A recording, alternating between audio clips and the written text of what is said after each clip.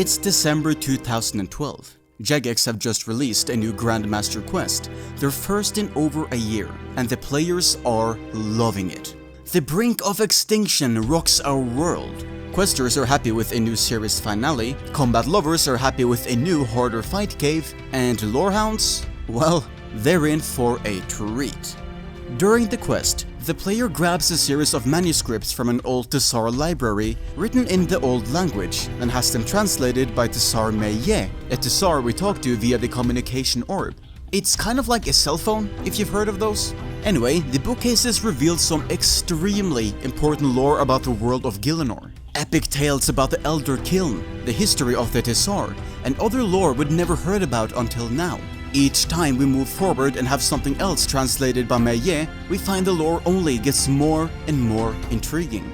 So, as we approach the last bookcase, wondering what incredible secrets lie within, we find the communication orb isn't within range of the Tsar city, so we can't have Meye translate it for us. We can't copy the tablet, and the Tsar are a few years off from 5G networks, so that connection can't be fixed. So close, and yet so far. The players take to the forums and ask if the final bookcase is translatable. They wouldn't add it if there was no way to read it, right? And sure enough, a Jmod replies, saying yes, it is translatable.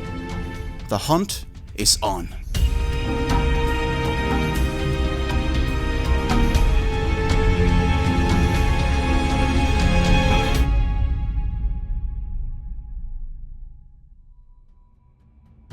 Hello RuneScape, Bullmisted here with a new video, and how is everyone doing? The mystery we're about to look into is by far the best memory that I've got that I wasn't there for.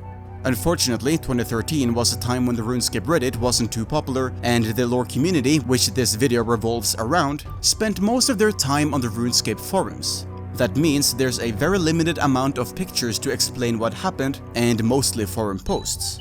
But don't worry, I've done my research. But to make your viewing experience just a little bit better, you'll have to deal with my painting skills. A few days have passed since Brink of Extinction's release. Content developer ModStew arrives at the office for another normal day of work at Jagex HQ. He sits down at his computer, turns it on, and immediately starts browsing Reddit. Wait, sorry, force of habit. He goes to the recent update section of the RuneScape forums. He wants a cheeky gander at what everyone is saying about his new epic quest. One thing catches his eye. The forum is getting way more visitors than it usually does. Odd. Then he notices why. There are several posts all talking about a specific part of the quest, the final bookcase. Everyone is digging for clues, trying to find a way to translate it.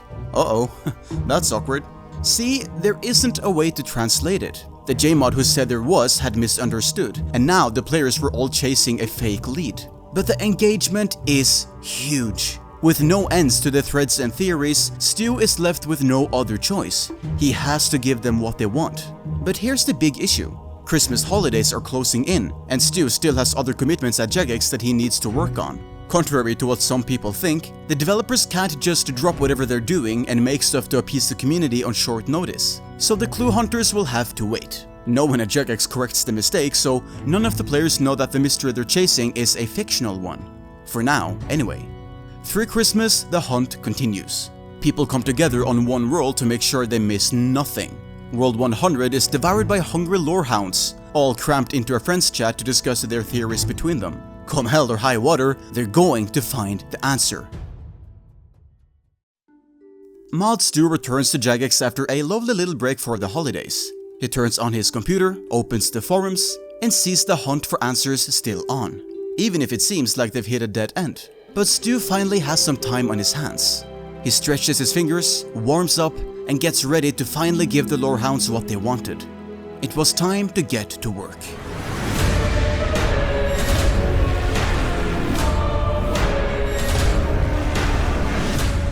In just 1 hour, ModStew has pumped out the code for the new mini-quest, The Wandering Gal, with a solution so fiendish that they wouldn't feel bad about not having solved it already, and a lore bomb reward so amazing that they could feast on it for months. He hit release. Hidden alongside other content in the middle of January 2013, the unsolvable mystery now had a solution. ModStew could now sit back and relax and bask in the inevitable glory of his genius. What Stu had come up with was simple on paper. To find the Wandering Gal, you needed 2 items. First, a ring of visibility. A lot of hidden content was hidden behind this barrier, so it made sense that his invisible NPC would be too. Next, a ring of stone. The Gal is made of stone, right? So that makes sense. Although the players did have the whole holidays to think of a solution. That might be too simple, and someone might have already tried it. Old Stu didn't want to be caught out, so he added a final requirement. A number of obsidian shards equal to the floor value of the current rune date divided by 10. This also meant the exact number needed would keep changing, so one day's solution would not work a few days later. Obviously, this also makes sense, right? Now, this may come as a surprise, but the players weren't close to figuring this out.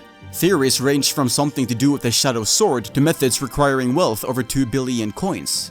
Some believed it had to do with talking to specific NPCs, and decided to talk to pretty much every important NPC in the game. Maybe the order you spoke to them mattered? Better do it again, just to be sure. Others thought that they must have missed something on the quest and redid it on alt accounts. Good idea. It's not like the quest had high requirements or anything. And everyone tried anything and everything within the Tsar city where the puzzle was based. If the solution wasn't there, surely there'd be at least a hint for it, right? With chaos unfolding and the lorehounds running around like headless chickens losing their clucking minds, Mod2 stepped in on one of the many forum threads to help them out. Think outside of the box. The silence had been broken. A Jmod had spoken. A hint! We had a hint! But this didn't help much. I mean, in terms of puzzles, telling people to think outside the box is just one step up from saying, have you tried not failing? So, on the 1st of March 2013, Mod2 returned with his own forum thread to clarify and give an additional hint about the communication orb, but not too much help. If he wanted to make things easy, he wouldn't have added the obsidian shard requirement after all. Over 700 comments and 11 days later, the players had deduced that they definitely needed the Ring of Visibility. Stu was inspired. The players had solved a part of the puzzle and were so close to finding the solution. A third and final hint was given, reinforcing that the Gal can't be found in Tsar City and can only be seen under special circumstances requiring more than the Ring of Visibility. The players were obviously not getting it. Wait, what was the first hint? Think outside of the box. Box, 3 letters. What is 3 letters? Jad! Jad is fought using protection prayers. Prayers? The third hint did say have faith. What else has 3 letters? Sub. Subscribe to Will Miss It? WMI? No. Zedami. The Zedami altar. Oh my god! We have to bring a pet Jad to the Zedami altar and he'll talk to the Gal for us. Surprisingly, this wasn't the solution. Desperate for any help they could get, the Lorehounds reached out to the Reddit tribe in search of thoughts from those who were yet to try solving the puzzle. The Redditors suggested a lot of helpful things. How about the animate rock spell from One Small Favor? Earth elementals from Elemental Workshop? Have you tried NPC contact? All of these ideas were shot down by jaded lorehounds who couldn't believe that the Redditors would dare to suggest anything without reading hundreds of pages of past discussion on the forums first. The only real lead they gained was from some eagle-eyed players finding a new Tsar name in the quick chat. Yalit Gal Kot listed under items. Yalit meant human, the Gal were a type of Tsar, and Kot meant guardian. What could this mean altogether though? Despite their best efforts, they still had no answers. Together, the entirety of the Lorehound community started crowdfunding coins between them as a bounty for whoever solved the puzzle, and racked up an impressive 27 million GP, with an additional 5 million if the solution was found before March 23rd. But no matter the incentive, there was still no one capable of figuring it out. The players were starting to get frustrated. Maybe this was just one big early April Fool's joke. Maybe there was no solution at all, and even if there was, the players were getting tired. With no solution or progress in sight, it was getting boring. What was the point anymore?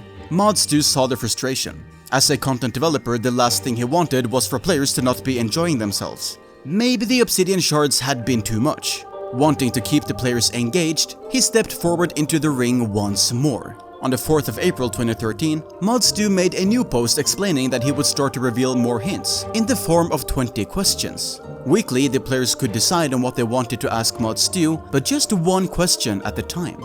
Weekly questions went from several questions every other day, to questions being answered daily. On the 14th of May, the largest hint of them all was released, when Stu gave the sentence, "My log saw something, carried on an igneous tithe," and mentioned the need of a Technicolor accessory. Igneous meaning rock, tithe meaning 1/10 off, and the log That could be any in-game log. Oak? Willow? Or maybe not a set of logs at all. It only took a few hours for the hunters to figure out that the log Stu meant was the in-game captain's log from player-owned ports, which lists today's rune date in it, so a tenth of that. And the Technicolor accessory was quickly deciphered to be a piece of jewelry that could be recolored from the loyalty store. This cryptic hint was all that they needed. Stu had basically given the game away. Only hours later, Hankmeister was the first player to find the solution and met the Wandering Gal. Fair play to the lorehounds there. I mean, my log saw something, carried on an igneous tithe? What sort of madman looks at that and goes, aha, now it all makes sense? They say there's a fine line between brilliance and insanity, and it seems like the hunt may have pushed a few people way past it. But nevertheless, the hunt was finally over. Over the next few hours, the news spread that the 6-month-long hunt for the Wandering Gal had finally been solved. And when I said Stu had planted a lore bomb as the prize, I wasn't kidding. The bookcase contained some juicy stuff. It's the first time we heard the name Fall, the second Elder God. The Elder God Jazz's purpose is finally established, and the Elder Kill's original purpose is talked about as well. The lorehounds are all in awe and go to bed that night knowing they did their part. And what Hankmeister did with his 27 million gold reward is unknown. Maybe he invested it. Maybe he spent it on his skills. Maybe he blew it all on blackjack and hookers. Hey, I know I would. I hope you all enjoyed this brief look into the lorehounds and their effect on the game. We'll be back again next week with another look into some of RuneScape's vast history. I'm looking forward to seeing you there. My name is Will Miss It, and goodbye.